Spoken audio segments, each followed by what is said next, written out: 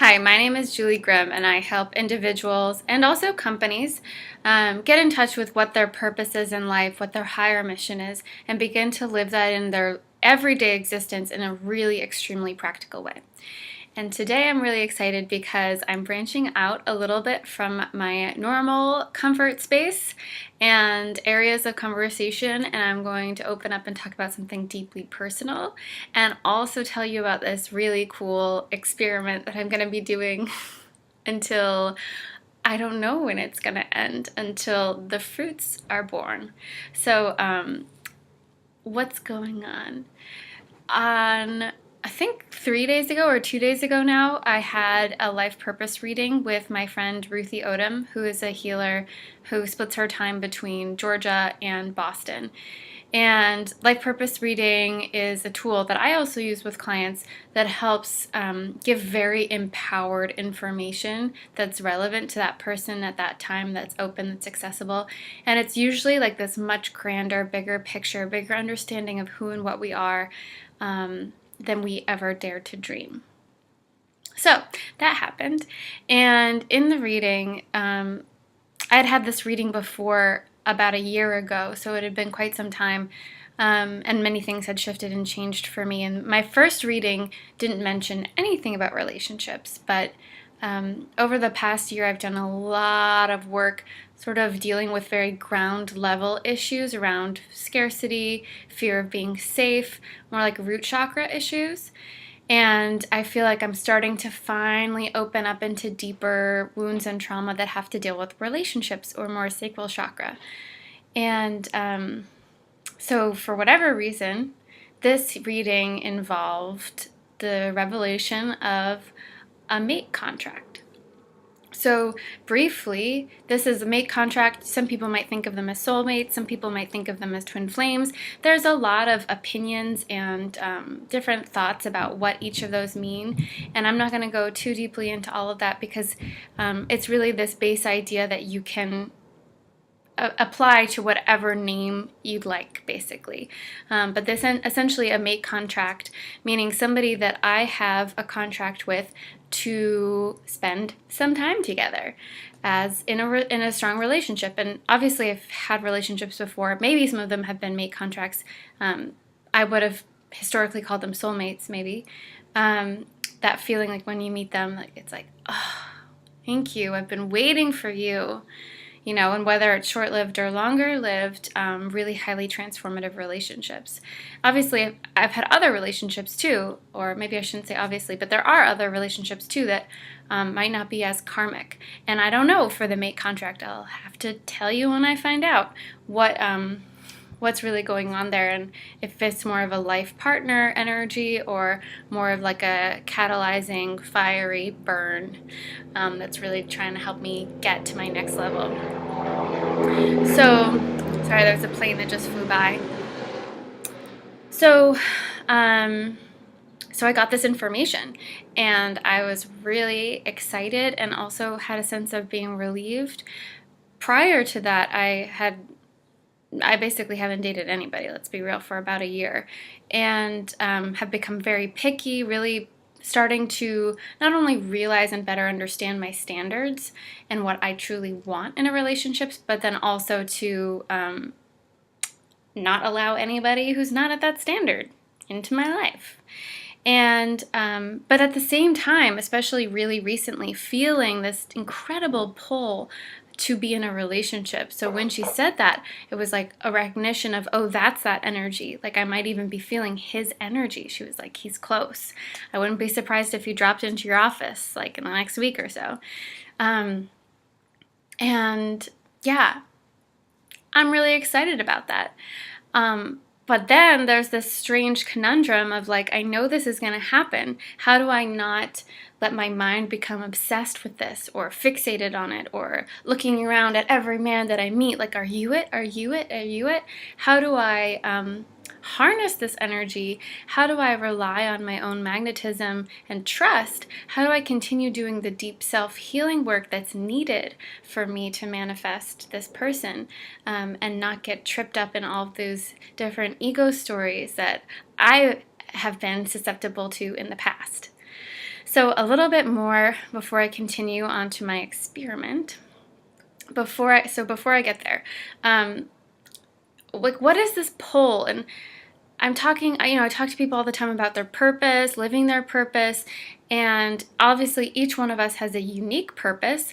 It's only up to us to understand what our purpose is. No other person can tell us what our purpose is. And I've always felt like part of my purpose means being in a relationship, being in a divine union. So, divine union, what does that mean? This goes back to a lot of lessons that I've really been learning in managing my own business that have to do with masculine and feminine energy. Not necessarily being a woman and being a man, that's not it, but the energies behind masculinity, the energies behind femininity. You can think of it as yang for masculine or yin for feminine. And how these two polarities essentially put all of life into motion. The difference, the black and the white, the contrast between those, the polarity, the extreme, is what actually gives generative and creative power to the world. So divine union is a harmony of those two energies, not necessarily an intermixing, like to create a muddled gray, but an intertwining. A harmony, a balance. And within each one of us, we have the ability to find that divine union. But relationships are really, really, really powerful sources of that breakthrough and knowledge and wisdom and learning, in part because the partner that we choose becomes a mirror for us. And when we love them, and we love them through things that we don't always love, we're also learning to love ourselves on a deeper level, if we're open to that. And that the polarity, that balance, that harmony that helps us to become more perfected, that pulls out our wounding and our insecurities and our fears, and also in our partner, and allows us to be present not only with our own pain but also with theirs, is a really potent and powerful way to achieve divine union, not just through another person, but actually within ourselves. And what does that mean, achieve divine union? Well, to an extent, enlightenment, becoming one with all, being at peace is divine union. When our masculine and feminine energy flows and shifts in its natural currents, we are at peace with ourselves. It's only when we push when we need to go in, or we go in when we need to push, that we really find ourselves at odds and almost like not following our own natural rhythm, not following our own inner intuition, and not really recognizing and honoring what our self-knowledge is telling us about ourselves. And what's so amazing about divine union is that when one individual or when two individuals come together in that really beautiful embrace, that without separation, seeing me as you and you as me and me as all in the whole world, really like tapping into that enlightenment of we are all one, that energy ripples out and affects everybody near and far. And so whether it's an individual person achieving that state, perhaps through themselves, or whether it's two or even one just in a relationship finding that, that's huge progress, huge evolution, and huge steps towards peace and greater joy in our life. So I certainly feel like achieving that divine union, but in relationship to another person, is part of my purpose in life. And I guess that knowledge, it's both like really exciting, obviously, because it excites me, it motivates me. That's how I know it's part of my purpose. But at the same time, there's that quality that it can become codependent, that it can become obsessive, that I can project all of like what I want on somebody without seeing who they truly are, or all the other relationship traps that myself and or many other people have probably fallen prey to. So taking the advice of a woman who started this radio show called All Initiates Evening, I need to look up her name so that I don't butcher this, and I want to steer you guys there, because she had a really great show that was about divine union and finding your soulmate. And her number one advice was love yourself.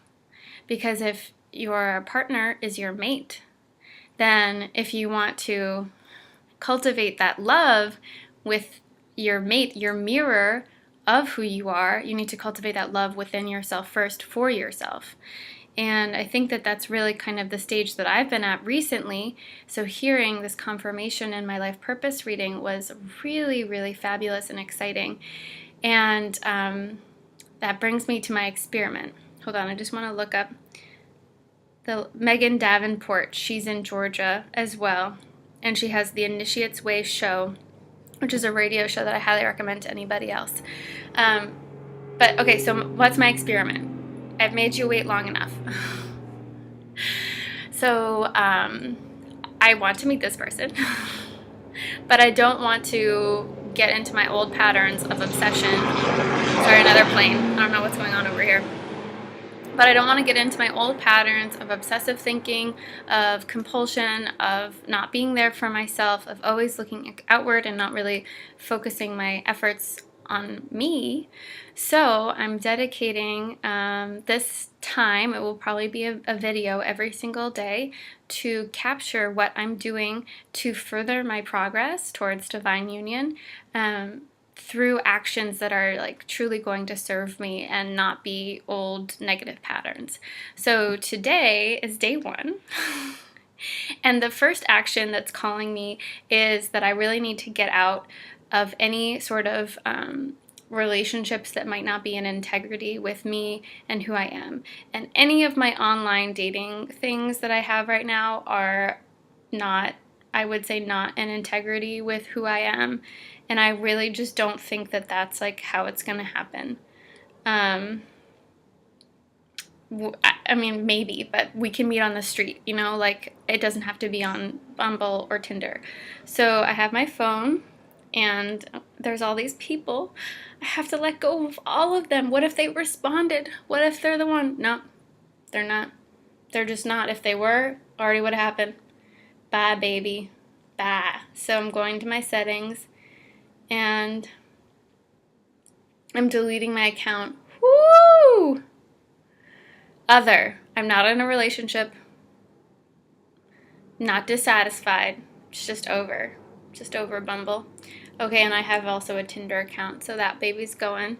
And yeah, the point here is that, I don't know, maybe Tinder and Bumble is good for other people, but for me, I know that it's not an integrity. And any of these lingering ties to things that I just know are distractions, they're not going to get me closer to the real thing. They're just going to use my energy in a way that's not productive, need to go. And so that's my first commitment to myself, to my purpose, that I really feel called to bring to this world.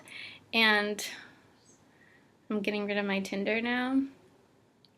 Delete account. Bye, baby. I didn't meet someone. Should I say I meet somebody just to help motivate that? I'm going to do that. Delete my account. It's gone, baby. I can remake you. I mean, no, we're not going to go there. You're just gone.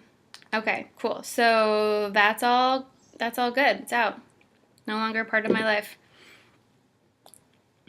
Cool. So hope that you guys enjoyed watching this video, and you know, if you're somebody who feels like divine union is part of your path and purpose in this life, I really encourage you to today take an action that's really going to be in service of bringing you closer to that connection. And those actions typically aren't external. It's not about pushing, it's not about grabbing. It's about really deeply knowing who you are, being in integrity with who you are, deeply loving and honoring yourself, and doing things that you intuitively know are going to be good for you. And as you do that for yourself, you're then creating that connection, that pathway to basically what is you, but in mirrored form. So much love to everybody. Thank you so much for watching, and I'd love to hear any and all comments that you have. If anybody wants to follow along with me and do this challenge with me, I totally encourage that. I would be so excited to hear about what you're doing, about how it's going, and yeah, we'll just keep doing it until the fruits manifest. and then make sure that they can never see this video because it would be maybe a little bit creepy, so I'll probably have to change the privacy settings then. But until then, we're totally fine. So much love to you guys. Thank you very much for watching.